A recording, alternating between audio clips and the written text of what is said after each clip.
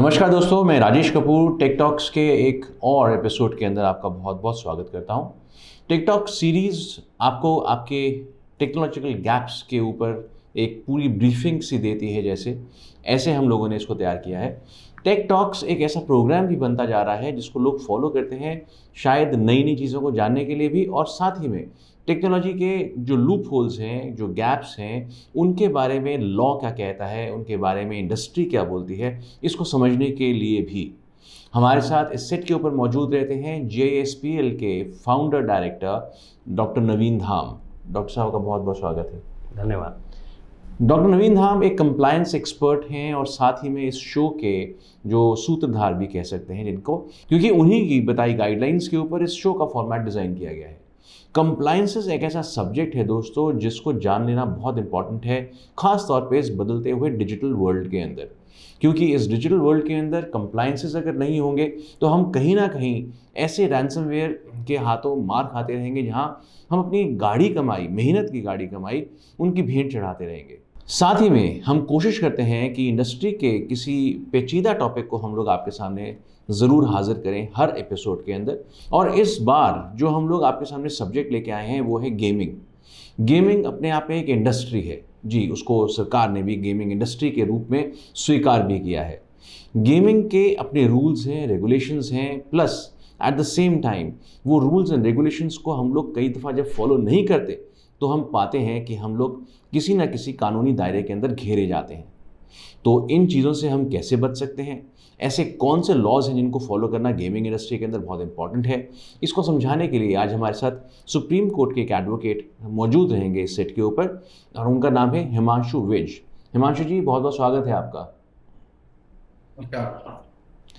हिमांशु से हम लोग ये समझने की कोशिश करेंगे लॉ हमारे को गेमिंग इंडस्ट्री के बारे में क्या क्या ताकीद देता है। तो आइए शुरू करते हैं। सबसे पहले उनसे समझने की कोशिश करते हैं कि आफ्टर ऑल गेमिंग को एक इंडस्ट्री के रूप में हम क्यों पहचानना चाहते हैं, क्यों जानना चाहते हैं। गेमिंग क्या अपने आप के अंदर इंडस्ट्री है भी या नहीं। तो हिमांशु जी, मेरा प्रश्न यही रहेगा, गेमिंग इंडस्ट्री बोली जाती है, ऐसा क्यों? गेमिंग एक काफी बहुत बड़ा इंडस्ट्री हो चुका है आज की डेट में। इसके अंदर काफी सारी चीजें इन्वॉल्व हैं, चाहे वो ऑनलाइन गेमिंग हो, चाहे वो स्टिमुलेशन गेमिंग जिसको हम वीडियो गेम्स के तौर पे कह सकते हैं, जो कि एक अपने आप में काफी बड़ी इंडस्ट्री, रेवेन्यू जनरेटिंग इंडस्ट्री बन चुकी है और जिसके साथ काफी सारे लोग जुड़े हुए हैं, चाहे वो यूजर्स के फॉर्म में हो, चाहे वो अदर स्टेक होल्डर्स जो उनके साथ इन्वॉल्व हैं उसके रूप में हो। तो आपका कहना बिल्कुल सही है कि गेमिंग एक अपने आप में एक बहुत बड़ी इंडस्ट्री है। डॉक्टर धाम, मेरा प्रश्न आपसे ये रहेगा कि कंप्लायंस की जब हम बात करते हैं तो हम बात करते हैं डेटा की सिक्योरिटी की। अब गेमिंग के अंदर ऐसा कोई डेटा तो है नहीं जिसे हमें प्रोटेक्ट करना है। एक फ्लोटिंग इन्फॉर्मेशन है जिसको हम लोग यूज़ करते हैं और फिर उसके बाद छोड़ देते हैं। तो यहाँ पर कंप्लायंसेस क्या काम करती हैं? कंप्लाइंसेस के अकॉर्डिंग जो है, गेमिंग जहाँ तक बात आती है, गेम्स की वेबसाइट के ऊपर बहुत सारे मेलिशियस सॉफ्टवेयर्स भी हो सकते हैं जो अगर आपके सिस्टम में इंस्टॉल हो जाते हैं तो वो आपको आपके सिस्टम को अटैक कर सकते हैं, आपकी डेटा और आपकी इन्फॉर्मेशन को बाहर ले जा सकते हैं। सो ऐसा नहीं है कि हर बार जो गेम्स हैं वो सेफ़ हों, क्योंकि सेफ़ गेम्स जो हैं वो कुछ ही प्लेटफॉर्म्स हैं, जो जाने माने प्लेटफॉर्म्स हैं उन्हीं पर होती हैं।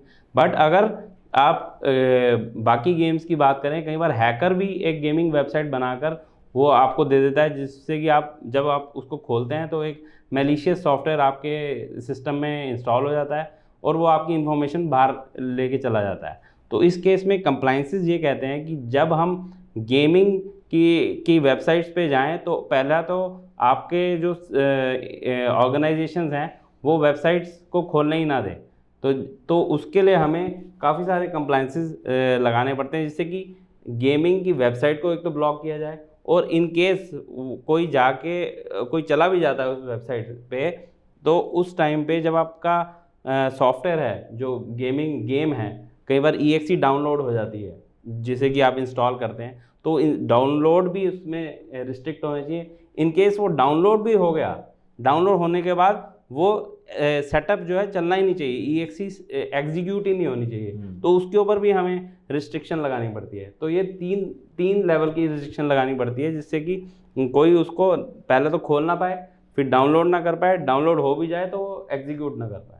डॉक्टर साहब, एक चीज़ और भी है कि आपने जो बताया बिल्कुल सही है कि गेमिंग के सॉफ्टवेयर जो हैं वो मिलीशियस हो सकते हैं और कुछ ऐसा मैलवेयर जो है वो डेटा को बाहर ले जाने में सक्षम भी हो सकता है। पर साथ ही में ये भी देखा गया पीछे कि कुछ टेररिस्ट ग्रुप्स जो हैं वो गेमिंग की साइट्स का इस्तेमाल करते रहे हैं कम्युनिकेशन के लिए, क्योंकि नॉर्मल कम्युनिकेशन जो प्लेटफॉर्म्स हैं उनको ऊपर तो विजिलेंस चेक लगा देती है, राइट। पर इसमें नहीं लगा पाती। तो आप इसमें कैसे मदद कर पाते हैं? इसमें देखिए, हम जो जहाँ तक मदद कर पाएंगे, हम ये जहाँ पर हमने स्टॉप ही लगा दिया है गेमिंग वेबसाइट पे, जो कि आपकी ऑर्गेनाइजेशन में खुले ही ना, तो फिर उसके बाद तो कम्युनिकेशन भी नहीं हो सकती। जी तो हमारे जो कंप्लाइंसेस होते हैं कि इंडिविजुअल पे नहीं लगते, कि ऑर्गेनाइजेशन पे ही मोस्टली लगते हैं। जी तो जब वो ऑर्गेनाइजेशन में जो खुलेगा ही नहीं, तो कम्युनिकेशन भी नहीं हो पाएगी। तो हम वहीं पे पहले लेवल पे ही स्टॉप लगा देते हैं, तो अच्छा। कोई भी उस पर कम्युनिकेट कर ही नहीं पाएगा। चलिए, तो मैं आना चाहूँगा हिमांशु आपके पास ये जानने के लिए कि गेमिंग के अंदर हमारे ऐसे कौन से जो लॉज हैं हम लोग ब्रेक करते हैं जिनके लिए आपके जैसे एक्सपर्ट की ज़रूरत पड़ सकती है? गेमिंग लॉज के अंदर देखिए, हमें पहले ये समझना पड़ेगा हमारे कंट्री में क्या है।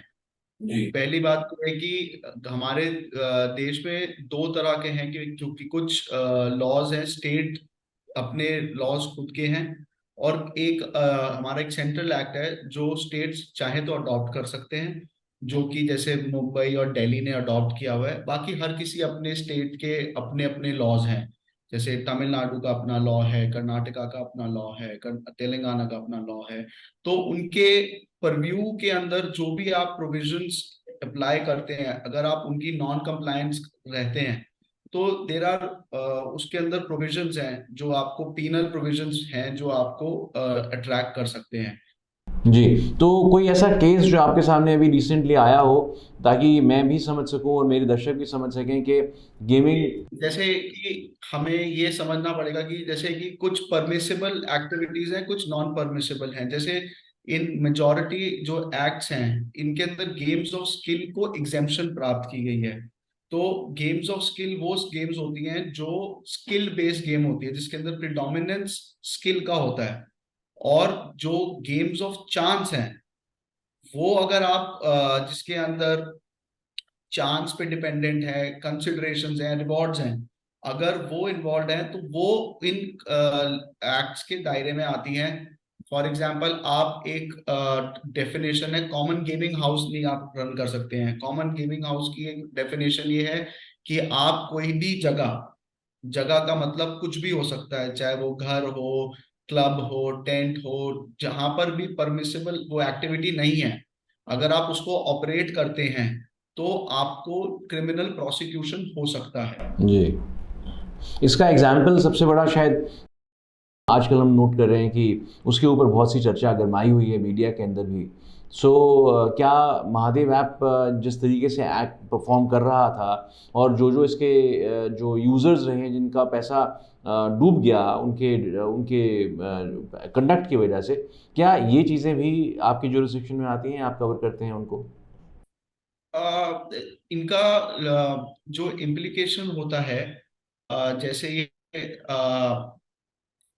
एक हम कहेंगे कि दो तरह के हम एक्सपेक्ट्स देख सकते हैं। जैसे कि एक रेगुलेटेड प्लेटफॉर्म्स हैं जो लॉ कंप्लायंट करते हैं, विच और जो होते हैं अनरेगुलेटेड, को मिस्चीवियस कह सकते हैं। तो मैं समझता हूं कि शायद उनमें से एक हो सकते हैं जो अपने कस्टमर्स को ल्यूर करते थे और उनके पैसे नहीं मिल पाते थे। तो इसीलिए इम्पोर्टेंस है कि एक रेगुलेशन हो, जिससे कि यूजर्स का नुकसान किसी भी तरीके से। अच्छा, तो मतलब किसी भी ऐसी गेमिंग ऐप या टूल से यदि यूज़र का किसी भी तरह का नुकसान होता है, तो उसका वो उसके अंदर आप फिर जो है हेल्प करते हैं उस नुकसान की भरपाई के लिए या फिर हर्जाने के लिए? ऐसा मैं उनके लिए लॉ में प्रोविजन है कि जस्ट अगर आप खेल रहे हैं या कुछ गेम प्लेटफॉर्म पे प्ले कर रहे हैं, आपको क्या, आपने अगर कोई पैसा ऐड करा, आप क्या उनको निकाल पा रहे हैं या नहीं निकाल पा रहे हैं, या स्टक रह गया है। तो ऐसे गलत प्लेटफॉर्म्स अवेलेबल है मार्केट पे, जिसको यूजर को हमेशा ध्यान रखना चाहिए।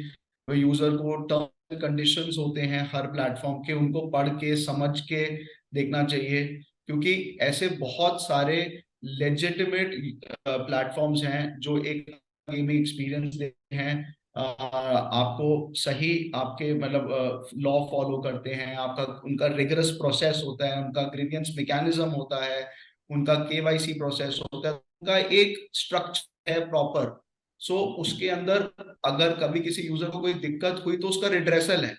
पर अगर कोई ऐसा प्लेटफॉर्म है जो जिसके पास ऐसा कुछ नहीं है, तो यूजर को सावधान रहने की जरूरत है बिफोर गेटिंग, बिफोर वो ये प्लेटफॉर्म ज्वाइन करें या उस पे जाके कुछ भी अपनी एक्टिविटी करें। हिमांशु जी, अभी आपने ग्रीवेंसेस की बात करी, तो मैं कहूँगा कि आजकल एक ग्रीवेंस बहुत गेमिंग इंडस्ट्री से जुड़ा हुआ बहुत प्रचलित है कि उसके ऊपर जीएसटी जो है 28% कर दिया गया है लागू। और काफ़ी बड़ी इंडस्ट्री है सर। इसी फाइनेंशियल ईयर के अंदर हम लोगों ने देखा कि एक स्टार्टअप से ही करीबन करीबन 70,000 करोड़ की जो है वो आपको फॉरेन इन्वेस्टमेंट्स जो है हम लोगों ने इनवाइट करी हैं। और ये इसके अंदर गेमिंग का बहुत बड़ा हिस्सा था। एज एन एडवोकेट, आपको नहीं लगता कि ये बड़ा 28% के ऊपर के परव्यू में डाल देना गेमिंग इंडस्ट्री को एक डेटरेंट साबित होगा इस इंडस्ट्री के लिए? I am sure it is काफी हैवी है जीएसटी 28% लागू कर। But as of now there अभी हम उस पर कुछ ज्यादा कह नहीं सकते, क्योंकि मैं बस यही कह सकता हूँ कि काफी हार्श है 28%। इसका रीज़न क्या ये भी है कि ज़्यादातर जो गेमिंग साइट्स हैं वो गैमलिंग ओरिएंटेड हैं? तो हमें पहले समझना पड़ेगा कि गैम्बलिंग क्या होती है। क्योंकि हर कोई एक जनरल में लूजली वर्ड यूज कर लेता है, गैम्बलिंग, बेटिंग एंड ऑल, ये सब शब्दों का यूज करते हैं। तो चाहे वो चाहे सुप्रीम कोर्ट हो, चाहे हाई कोर्ट्स हो, उन्होंने काफी क्लियरली एक्सप्लेन किया है कि गैम्बलिंग क्या होती है, क्या बेटिंग होती है।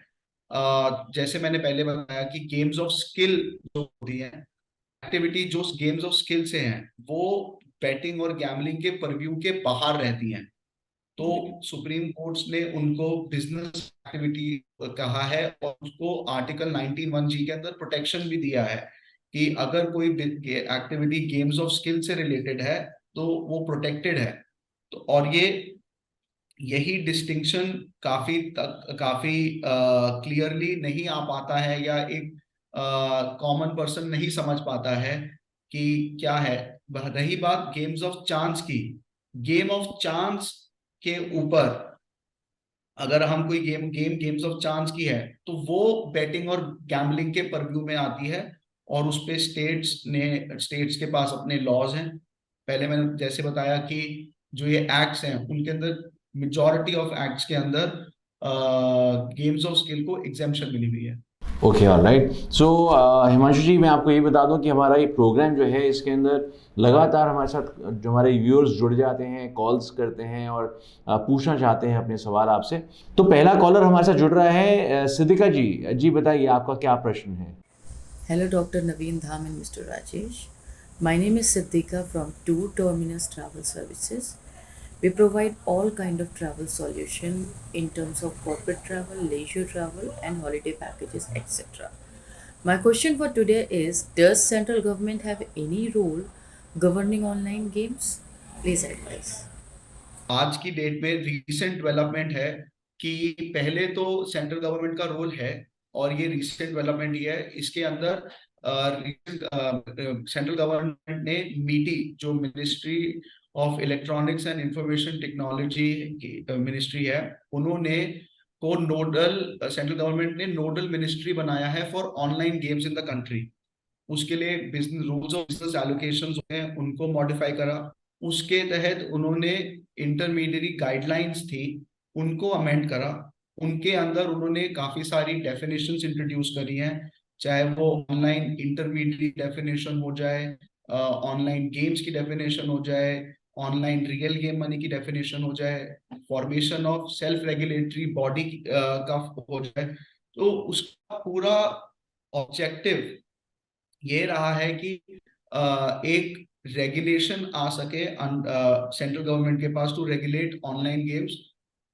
इसी बीच हमारे साथ एक और कॉलर जुड़ गए हैं, मिस्टर मयंक। मयंक चौधरी जी, बताइए आपका क्या प्रश्न है। Hello, Dr. Naveen Dham and Mr. Rajesh. My name is Mayank Chaudhary. I am from Delhi. I am working with Viva Foods. My question is, how imperative is to regulate online gaming industry? जैसे आपने अभी exam दिया था कि काफी important है users के prospective से कि प्रोटेक्शन देने के लिए, क्योंकि दो तरह के आज की डेट में जेन्युइन ऑपरेटर्स हैं जो काफी अच्छा यूजर एक्सपीरियंस देते हैं अपने यूजर्स के लिए। एक है जो कि काफी मिस्चीवियस, जिनको मैं कहूंगा जो काफी मिस्चीवियस वे में ऑपरेट करते हैं, जिनका कोई रजिस्ट्रेशन नहीं है कंट्री में, कोई जीएसटी नहीं है, इनकम टैक्स नहीं है, कोई लॉ कंप्लायंस नहीं है। उनका मेन ऑब्जेक्टिव होता है कि बस इनोसेंट यूजर्स को ऑनबोर्ड करना और उनका पैसा फंसा देना। और एक तरफ ऐसे ऑपरेटर्स हैं जो काफी स्ट्रिक्ट कंप्लायंसेस पे काम करते हैं, जो कि काफी केवाईसी हो गया यूजर्स का, उनके लिए ग्रीवियंस मैकेनिज्म हो गया। तो काफी सारा चीजों का उन्होंने प्रोवाइड कर रखा है प्लेटफॉर्म पे। तो ये उन लोगों को जो मिस्चीवियस प्लेटफॉर्म्स है उनको साइडलाइन और उनको हाईलाइट करने का काम करता रेगुलेशन। डॉक्टर साहब, जो हमारा डीपीटीपी एक्ट आया है तो उसके अंदर हम लोग ये देखते हैं कि कंप्लाइंसेस जो हैं वो ज़्यादातर एक पर्सनल इंफॉर्मेशन या डिजिटली स्टोर्ड इंफॉर्मेशन के ऊपर जो है वो काम करती हैं। गेम्स भी तो यूज़र इंफॉर्मेशन को सेव करती हैं, तो क्या वहाँ पर कोई कंप्लायंस ऐसा है जो काम करता हो? बिकॉज नॉर्मली देखा गया है कि इस एक्ट के अंदर भी इतना कोई खास कवरेज हुआ नहीं है। देखिए, गेम्स जब इंस्टॉल होती हैं तो यूज़र इन्फॉर्मेशन ली जाती है उसमें। तो जब अगर यूज़र इन्फॉर्मेशन ली जा रही है पर गेम्स में कहीं भी वो आगे शेयर नहीं होती, तो अगर इन्फॉर्मेशन आगे शेयर हो रही है तो उसमें कंसेंट की ज़रूरत पड़ती है। अच्छा। राइट, तो वो अगर वो कंसेंट अगर वो आगे शेयर हो रही है तो कंसेंट की ज़रूरत है, अगर आगे शेयर नहीं हो रही तो कंसेंट की ज़रूरत नहीं है। तो गेम्स प्लेटफॉर्म जो बना रहे हैं उनको ये ध्यान रखना है कि अगर इन्फॉर्मेशन को आगे शेयर कर रहे हैं तो they should enable the consent module in their games as well. जी, इसी बीच एक और कॉलर हमारे को कॉल कर रहे हैं, राहुल रंजन जी। बताइए राहुल जी, आपका क्या प्रश्न है। Hello, Dr. Naveen Dham and Mr. Rajesh. My name is Rahul Ranjan. I am calling from Hyderabad. I am working with a company name is Heredius Technologies Private Limited. My question is, what are rules of self-regulating body under the IT rules? मैंने जैसे explain करा कि central government ने IT rules को amend किया है, तो उसके अंदर एक क्रिटिकल चीज उन्होंने फॉर्मेशन की बात करी है, वो है सेल्फ रेगुलेटरी बॉडी की। तो पहले हमें समझिए कि सेल्फ रेगुलेटरी बॉडी है क्या। सेल्फ रेगुलेटरी बॉडी है कि एक section 8 of the companies act 2013 की कंपनी बननी चाहिए। उसके अंदर जो बोर्ड ऑफ डायरेक्टर्स, पहली बात तो पर्सन ऑफ रेप्यूट के होने चाहिए, एक्सपर्टीज उनका होना चाहिए इस गेमिंग डोमेन के अंदर।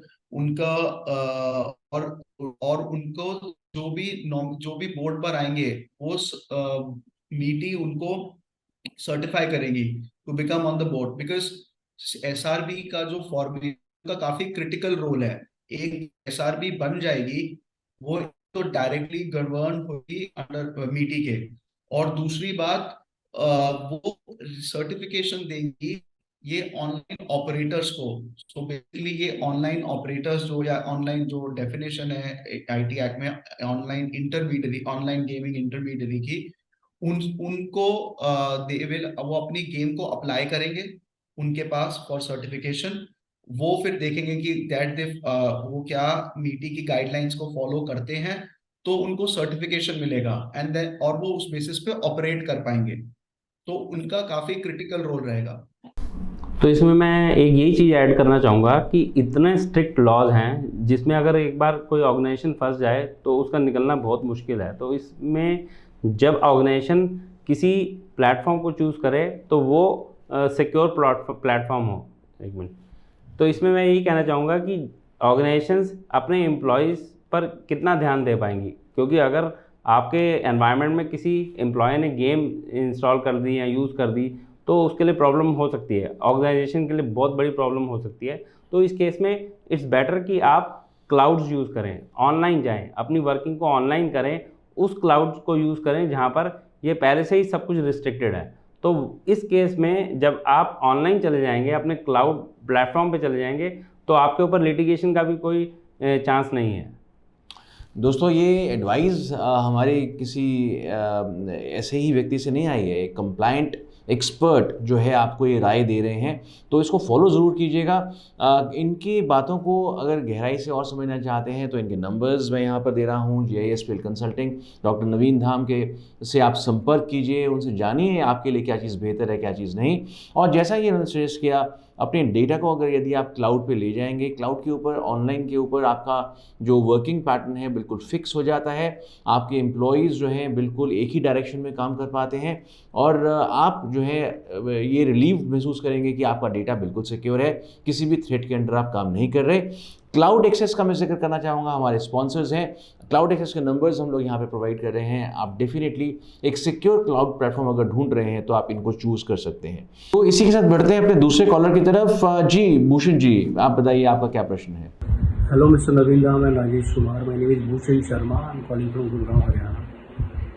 I am working with Swiftmove Logistics Private Limited. My question is, how does amendment to IT rules help the online gaming industries? Basically जैसे मैंने पहले एक्सप्लेन करा पिछले कॉलर के लिए भी कि जैसे जो IT amendment act, IT rules का जो अमेंडमेंट है वो एक काफी होलिस्टिक है। चाहे वो यूजर के लिए हो, चाहे वो IT जो ऑनलाइन गेमिंग कंपनीज हैं उनके लिए हो, जो कि ऑनलाइन गेमिंग इंटरमीडियरीज डिफाइंड है, वो एक रेगुलेटरी रिजीम है जिसके अंदर उनको काफी सारे कंप्लायंसेस करने पड़ेंगे। हमें एक चीज और ध्यान रखनी पड़ेगी कि जो ये IT अमेंडमेंट, IT रूल्स की जो अमेंडमेंट है वो पहली बार जब आई थी वो थी सोशल मीडिया इंटरमीडियरीज के लिए। तो जो ये ऑनलाइन गेमिंग इंटरमीडियरीज हैं उनको जो कंप्लायंसेस हैं, जो सोशल मीडिया इंटरमीडियरीज के लिए कंप्लायंसेस हैं, वो भी करने पड़ेंगे। साथ भर साथ उनको और कुछ चीजें हैं जिनका खास ख्याल रखना पड़ेगा, जो कि वो सेल्फ रेगुलेटरी बॉडी के साथ सर्टिफिकेशन लेना, एक चीफ फाइनेंशियल ऑफिसर को अपॉइंट करना, एक नोडल ऑफिसर को अपॉइंट करना, एक ग्रीवियंस ऑफिसर को अपॉइंट करना। तो काफी एक रोबस्ट मैकेनिज्म प्रोवाइड हो रहा है एक IT रूल्स के अमेंडमेंट से। तो इसी बीच एक और कॉलर है, उनको ले लेते हैं। जी सागर, आप बताइए आप क्या पूछना चाहते हैं। Hello, Dr. Naveen and Mr. Rajesh. My name is Sagar and I'm calling from Faridabad. I'm working with a consultant organization based out of America. My question is, how can games of skill differentiated from games of chance? Thank you. So, सागर, इसका काफी अच्छा question है ये, क्योंकि काफी confusion रहता है लोगों को कि क्या गेम की बेटिंग क्या है, गैम्बलिंग क्या है। तो उसका डायरेक्ट जो क्वेश्चन है वो इससे लिंक्ड है। गेम्स ऑफ स्किल बेसिकली वो गेम्स होती हैं जिसके अंदर प्रिडोमिनेंटली आपका स्किल का यूज होता है और उस बेसिस पे आप वो गेम को खेलते हैं या कोई एक्टिविटी को करते हैं या किसी कंपटीशन में पार्टिसिपेट करते हैं। और उस तरीके से अगर उसके ऑपोजिट में अगर हम देखें, गेम्स ऑफ चांस जो है, गेम्स ऑफ चांस में कोई स्किल इन्वॉल्व नहीं है।